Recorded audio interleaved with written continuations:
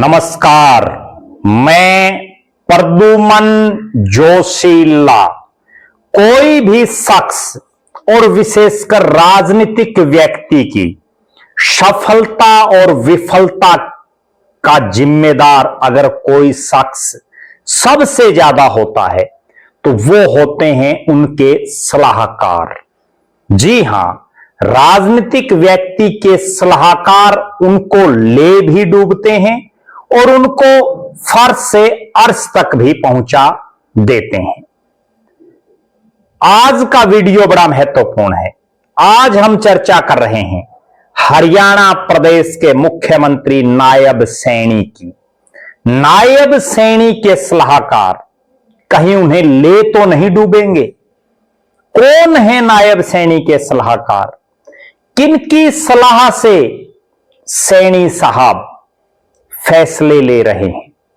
बहुत बड़ा सवाल है, क्योंकि हरियाणा प्रदेश में पिछले कुछ एक दिनों से कई ऐसे घटनाक्रम हुए हैं जिन्होंने मुख्यमंत्री की जो कार्य प्रणाली है उस पर सवालिया निशान खड़े कर दिए हैं। हरियाणा प्रदेश का एक ऐसा मुख्यमंत्री जो हंसमुख है, मिलनसार है, जनता के बीच में रहता है, लेकिन उसके बावजूद उनके कुछ एक ऐसे फैसले हैं जो उनके सत्र पर हो रहे हैं, उनके सलाहकार कर रहे हैं या उनके अधीन जो अधिकारी काम कर रहे हैं वो ले रहे हैं।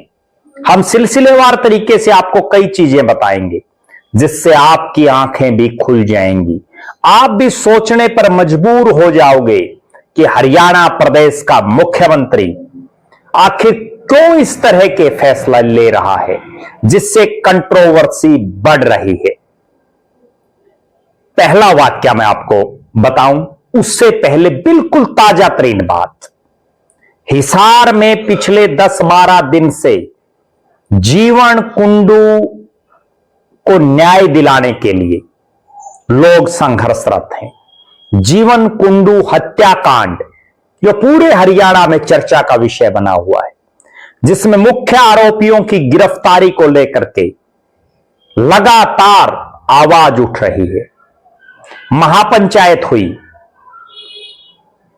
टोल बंद किए गए, रास्ता रोका गया और एक ऐलान किया गया कि अगर जीवन कुंडू को न्याय नहीं मिलता, उनके हत्या के आरोपी नहीं पकड़े जाते, तो हांसी में जो मुख्यमंत्री का कार्यक्रम है 15 अगस्त पर झंडा फहराने का, स्वतंत्रता दिवस पर, वहां मुख्यमंत्री के सामने विरोध जताया जाएगा, बात रखी जाएगी। ये बात आज की ये नहीं है कि 15 अगस्त या 14 अगस्त को इसका ऐलान हुआ, बल्कि कई घंटे पहले इस बात का ऐलान किया जा चुका था। हरियाणा प्रदेश में 23 जिले हैं।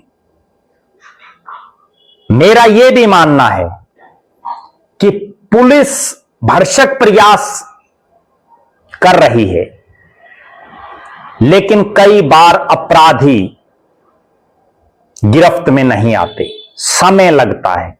बहुत मामले हमने देखे हैं जिनमें अपराधी को पकड़ने में बड़ा लंबा समय बीत जाता है। लेकिन कंट्रोवर्सी पैदा नहीं करनी चाहिए, ये प्रदेश के मुखिया का धर्म होना चाहिए। राजनीतिक तौर पर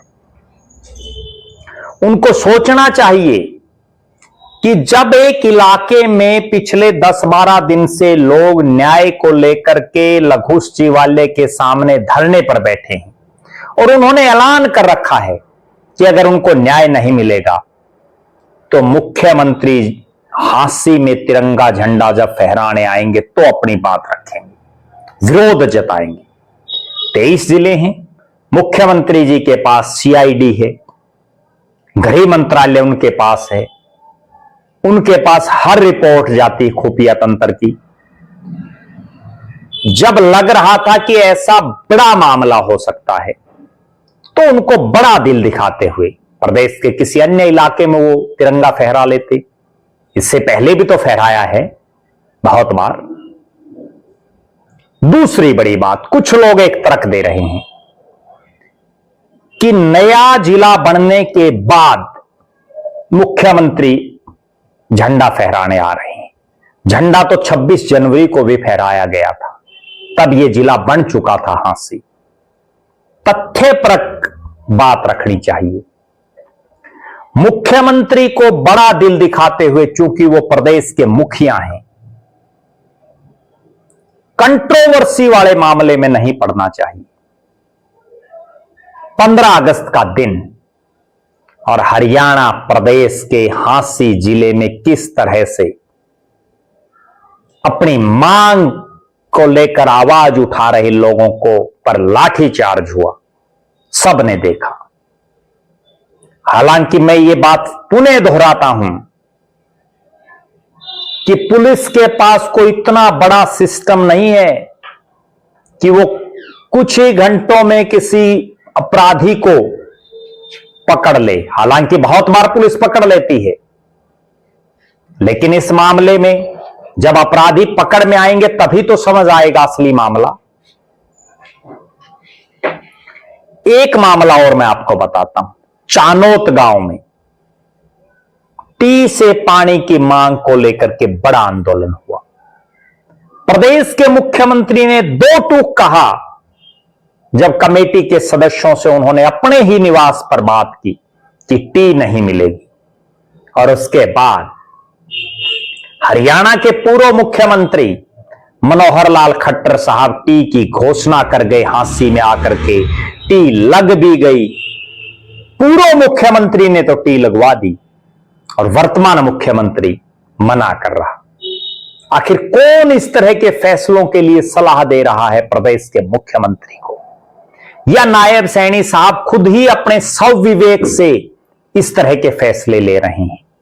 अभी एक वीडियो और वायरल है जिसमें सोनीपत जिले में प्रदेश के मुख्यमंत्री आते हैं और वहां के भाजपाई कहते हैं कि पुलिस वाले उनकी भूंडी बेइज्जती करते हैं। सीएम के स्वागत के लिए बीजेपी के नेताओं को नहीं आने दिया जाता। और जो वो नेता वीडियो में दिख रहे हैं कोई छोटा मोटे शख्स नहीं। एक शख्स तो स्वर्गीय किशन सिंह सांगवान, जो 3 बार के सांसद, उनके बेटे जिसने बड़ौदा से बीजेपी की टिकट पर चुनाव लड़ा, वो प्रदीप सांगवान। इससे पहले भी हमने देखा था किस तरह से जब सोनीपत में प्रदेश के मुख्यमंत्री का कार्यक्रम था और बड़े बड़े नेताओं को अंदर एंट्री के लिए बड़ी फजीहत का सामना करना पड़ा था। एक वाक्य और बताता हूं। प्रदेश के मुख्यमंत्री की सिक्योरिटी जरूरी है, कोई दो राय नहीं, लेकिन अवसर और कार्यक्रम भी देखे जाते हैं। हिसार में एक बहुत बड़े शख्स के निधन पर श्रद्धांजलि सभा में प्रदेश के मुख्यमंत्री आए हुए, और उसी कार्यक्रम में नायब सिंह सैनी साहब से राजनीतिक तौर पर बहुत सीनियर रहे पूर्व केंद्रीय मंत्री हिसार के सांसद जयप्रकाश जेपी उस परिवार के साथ बैठे। रोहतक के सांसद, 5 मर्तबा के सांसद, 4 बार रोहतक से लोकसभा और 1 बार राज्यसभा, दीपेंद्र सिंह हुड्डा, सांसद सतपाल ब्रह्मचारी, कई बड़े चेहरे, और प्रदेश के मुख्यमंत्री साहब सोफों पर बैठे और उनके आगे कई लेयर की सिक्योरिटी। अगर श्रद्धांजलि सभा में जनता का इतना खौफ, ये मिसमैनेजमेंट या मिसकम्युनिकेशन है या कोई और मामला? प्रदेश के मुख्यमंत्री तो हमने ऐसे देखे हैं जो बिना तामझाम, बिना सिक्योरिटी के, कोई विशेष सिक्योरिटी के बिना भी जनता के बीच में लोगों से मिल लेते थे।